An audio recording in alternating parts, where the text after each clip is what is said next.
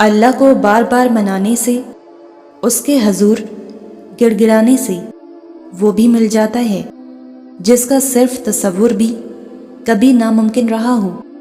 اللہ کی ذات سب سے بڑھ کر رحم فرمانے والی ذات ہے۔ اسے بے حد محبوب ہے جب اس کا بندہ اسے پکارتا ہے، رو کر یا مسکرا کر، تڑپ کر یا خوشی سے، بے بسی میں یا یقین سے، صبر کے لمحات میں یا شکر کے لمحات میں، وہ اسے اسی طرح سنتا ہے جیسے ایک ماں اپنے بچے کی آواز بے حد محبت سے سنتی ہے۔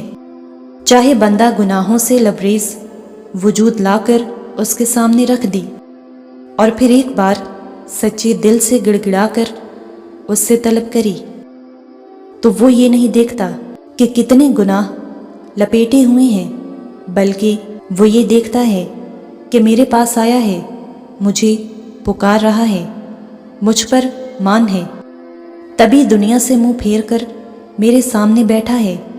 اور یہ وہ وقت ہوتا ہے جب اللہ اپنی رحمتوں کی بارش کر دیتا ہے۔ اسے حیا آتی ہے اپنے بندے کو اپنے در سے خالی ہاتھ لوٹاتے ہوئے۔ کیا کبھی کسی سخی کے در سے بھی کوئی نامراد لوٹا ہے؟ ممکن ہی نہیں کہ وہ ہمارے پختہ یقین اور مان کے بعد ہمیں اس حال میں چھوڑ دے کہ ہمارے پاس کچھ بھی نہ رہی۔ وہ تو جھولیاں بھر دینے والی ذات ہے، وہ سب سے بڑھ کر محبت فرمانے والی ذات ہے، لیکن ہم یہ نہیں سمجھ سکتے کیونکہ ہم انسان ہیں۔ وہ انسان جو صحیح طرح لفظ محبت کا مطلب نہیں جانتے، تو پھر وہ محبت کرنے والے کو بھلا کیسے سمجھیں گے؟ سورۃ بقرہ میں اللہ فرماتا ہے، اور اے محمد صلی اللہ علیہ وآلہ وسلم، جب میرے بندے آپ سے میری نسبت سوال کریں تو بتا دیا کریں کہ میں نزدیک ہوں، میں پکارنے والے کی پکار کا جواب دیتا ہوں جب بھی وہ مجھے پکارتا ہے۔ بس انہیں چاہیے کہ میری فرما برداری اختیار کریں اور مجھ پر پختہ یقین رکھیں تاکہ وہ راہ مراد پا جائیں۔ بس یقین رکھو کہ وہ ہے تو سب ہے، اسی نے سب عطا کیا ہے اور وہی عطا کرنے والا ہے، اسی سے ہم ہیں اور وہی ہمیں سنبھالنے والا ہے۔ جب یہ یقین ہو جائے گا نا تو تم اسے اپنا ہوتا دیکھو گے، خود کو اس کا ہوتا دیکھو گے، اور یہ احساس زندگی کی ہر نعمت پر بھاری ہے کہ اللہ ہمارا ہے اور ہم جب چاہیں اسے پکار سکتے ہیں۔ دعاؤں کی قبولیت میں دیری صرف تب ہوتی ہے جب اللہ کو اپنے بندے کا مانگنا پسند آ جاتا ہے۔ اگر اب تک تمہاری دعاؤں کا جواب نہیں آیا تو اس کا یہ مطلب تو نہیں کہ کبھی نہیں آئے گا۔ اللہ سننا چاہتا ہے تبھی ہر روز تمہیں اپنے سامنے لے آتا ہے، اور کوئی تو وجہ ہے کہ اس نے اب تک قبولیت کی امید جگا رکھی ہے۔ تو پھر کیوں وسوسوں میں پڑ گئی ہوں؟ تمہارا کام مانگنا ہے، صبر و شکر کرنا ہے، یقین رکھنا ہے، باقی کا کام اس کا ہے، اور وہ اپنا کام بہترین وقت پر بہترین طریقے سے مکمل کر دے گا۔ اللہ کے لیے سب آسان ہے، وہ چاہے تو اپنے بندے کو لمحوں میں اپنے آگے گرا لے، مگر وہ ایسا نہیں کرتا۔ وہ تو انتظار کرتا ہے کہ بندہ کب خود اپنی خوشی سے اس تک آئے، اور جو اس کی طلب اور لگن میں اس تک پہنچتا ہے وہ پھر اللہ کا ہے اور اللہ اس کا ہو جاتا ہے۔ اور سنو، ممکن ہے کہ اس بار تمہاری دعاؤں پر کن فرما دیا جائے، ممکن ہے اللہ کو تمہارا اپنی جانب بڑھنا اس قدر پسند آ جائے، کیا پتہ وہ تمہاری محبت سے کی گئی کوششیں دیکھ کر تم سے راضی ہو جائے۔ بالکل ممکن ہے کہ تمہاری اشک بار فریادیں اس کے مان جانے کی نوید لائیں۔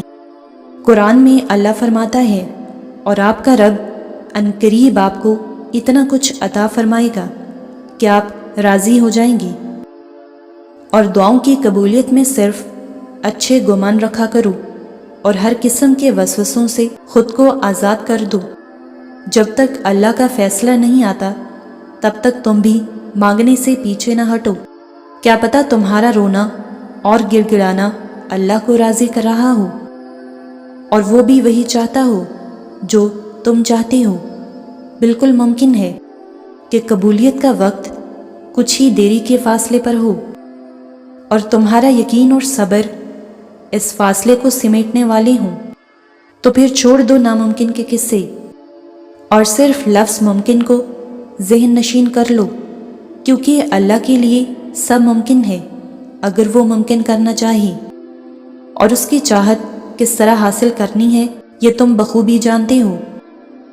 اور سب سے بڑی خوش نصیبی تو تمہارا سجدوں تک آ جانا ہے، دعاؤں میں گڑ گڑانا ہے، اللہ کو منانا ہے اور اس کی مان جانا ہے، ہدایت پا جانا ہے، اس دل ناداں کا اللہ سے لگ جانا ہے، اللہ کی محبت میں وقت تہجد اشک بہانا ہے، پھر اسی کی یاد میں سکون پا جانا ہے۔ جن دعاؤں کے بارے میں شیطان سب سے زیادہ ناممکن کے وسوسے دلائے انہیں اور زیادہ یقین سے مانگا کرو، کیونکہ وہی دعائیں سب سے بڑی آزمائش ہوتی ہیں، یقین کی آزمائش۔ اور آزمائش پر پورا اترنے والوں کے لیے اللہ کے ہاں بہترین اجر کا وعدہ ہے۔ جب دل مانگنے پر راضی ہو تو ذہن کی کیا اوقات کہ مخالفت کر سکے۔ دعائیں تو دل سے مانگی جاتی ہیں، اور دل تک خیال تبھی پہنچتا ہے جب ان دعاؤں کے ذریعے ہمارے لیے فیصلہ آنا ہو، اور اللہ کی مدد تب آتی ہے جب مایوس کن لمحات میں بھی تم دل پر دماغی وسوسے حاوی نہیں ہونے دیتے، اور تمام در بند نظر آنے کے باوجود بھی پورے یقین سے اللہ سے رجوع کرتے ہو۔ تب وہ تمہارے لیے ایسے ذریعوں سے مدد بھیجتا ہے جن کے بارے میں تمہاری عقل گمان بھی نہیں کر سکتی۔ پھر بگڑتے کام سنورتے ہیں اور دعائیں سن لی جاتی ہیں۔ تمہارا پختہ یقین اللہ سے اپنی بات منوا لیتا ہے۔ جو کام اللہ کے نام سے شروع کیا جائے وہ کبھی نامکمل نہیں رہتا، ہمیشہ تمام ہوتا ہے، کیونکہ اس میں اللہ کی مدد یقینی ہو جاتی ہے اور اس کی تکمیل کا ذمہ اللہ کے سپرد ہو جاتا ہے۔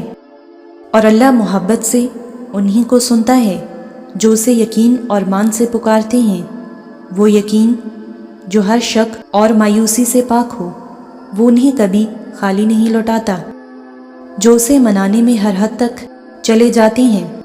جب وہ کسی کو سجدوں میں رونا سکھا دے تو پھر ان آنسوں کی لاج رکھتا ہے۔